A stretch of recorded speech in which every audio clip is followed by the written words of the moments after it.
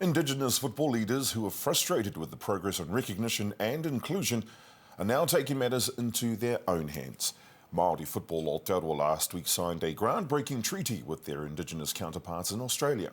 It will see the two groups work together to find solutions, including seeking a meeting with FIFA President Gianni Infantino next time he visits the Women's World Cup host nations. We are joined now by Māori Football Aotearoa kaitiaki Phil Parker. Phil, ngā mihi nui kia koe and welcome to the program. Tell us about why this treaty is and why it's significant. It's a significant moment for both Māori football and Australian Indigenous football. The treaty recognises mana motu hake in the first instance between both parties. It also gives the opportunity for unification of two peoples that are striving for the same thing. Not only recognition as decision makers, but also to recognise and to acknowledge each other's ability to perform, not only at domestic and local level, but also on the international stages.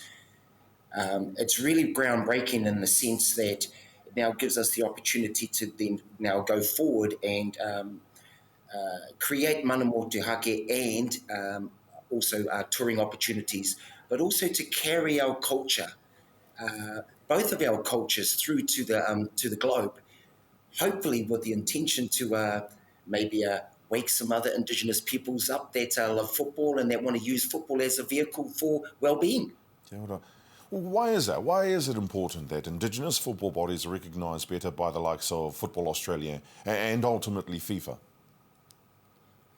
Well, it's been evidenced many times, and it's been documented that when you are one with your Indigenous population, there's a lot of information, there's a lot of knowledge that was gathered over hundreds and thousands of years. There's a lot of really important stuff that we can carry forward, especially as the world expands very quickly and more opportunities. There's more gaps. I noticed in the previous interview, speaking about education is vital to growth of anything. So really what we want to do is to promote the mātauranga, particularly for Māori, because we're considered global leaders in a lot of areas, particularly in health. And football has a lot of health benefits. 30 minutes a day playing football can significantly reduce heart disease and all of those NCDs. Kia ora. If you and your Australian counterparts are granted a meeting with the FIFA president, well, what do you hope to achieve and have him understand about the purpose and the motivation behind Indigenous football? Well, it's really about the recognition of the context. Every event with anything really has an impact, negative or positive.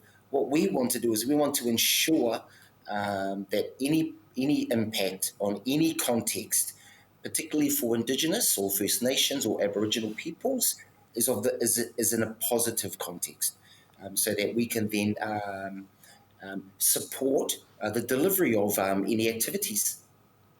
The treaty with our Australian Indigenous whānau is significant on its own, but also comes hot off the heels of Māori Football Aotearoa and Hui Kanaka Pō Wāwai also coming together. It's no doubt an exciting time for Indigenous football, particularly over the next few months. It's been quite it's been 3 years in the making. We didn't quite anticipate to try to juggle or navigate two international activities, of course, so close together, one happening at the end of June into early July, and then literally 3 weeks later, we're back on international duties here in Aotearoa, in Auckland, welcoming and hosting our Polynesian brothers and sisters from Hawaii. What's really exciting about Hawaii is that they've been watching very closely, and they're speaking to us in a tuakana type of a way. So that's a huge privilege for us to know that they've been watching really closely, and that we've had some type of an influence to allow them to stand up. We have a tagline, Hapainga, which is Rise Up, and essentially our belief is, and our vision is, to go around and create one culture, a football culture underpinned by Indigenous values. Kia ora. Kia ora, that sounds great. Look, Australia and New Zealand are hosting the Women's FIFA World Cup in July. How do you hope to draw attention to Indigenous issues at the event and capitalise on this? Well, firstly, I mean, any conversations are important conversations. I mean, it gives the opportunity for each side to try to find the common ground. We will welcome any opportunity.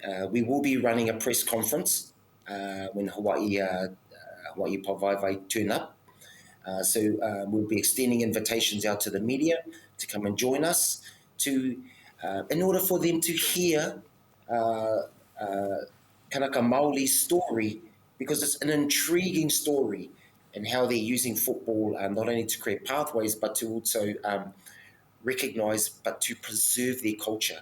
This has been the most intriguing thing in the last 2 years, because we share very similar things. They want to preserve, they want to take back their culture, they want to retain their culture, but also then hand it down to generations. This is exactly what we're trying to do. So we have incredible synergy. Kia ora, kia ora. Well, good luck with that, with your endeavour to meet with the FIFA president and the groundbreaking work ahead of you for Māori Football Aotearoa. Kaitiaki, Phil Parker, thank you for joining us today. Tēnā koe. Kia ora.